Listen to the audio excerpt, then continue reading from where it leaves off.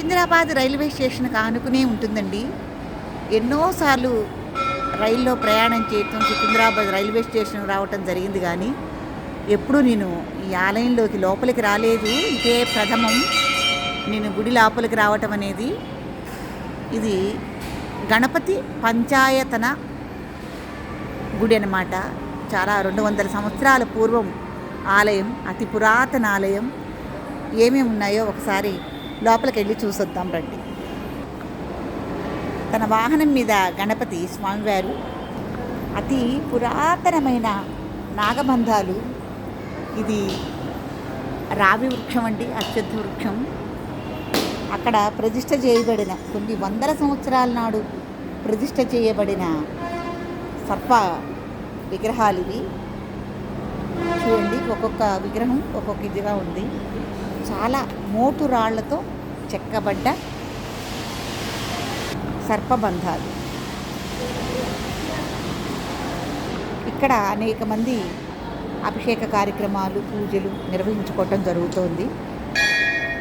గణేష్ స్తంభం, మూల విరాట్ గణపతి,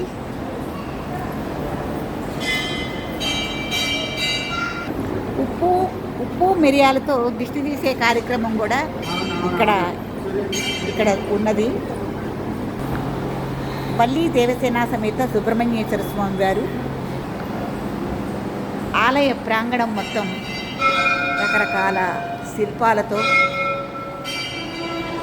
చక్కగా చాలా బాగుందండి. చాలా విశాలంగా కూడా ఉంది. ఇంత పెద్ద ఆలయం లోపల ఇంత విశాలమైన ప్రాంగణంలో ఉండటం అనేది చాలా గొప్పతనం. ఓం గం గణపతే నమః, నమో నమః. అలాగే ఉమామహేశ్వర స్వామిగా శివలింగం, గణపతి ఉత్సవమూర్తులు, పైన పార్వతీ పరమేశ్వరులు.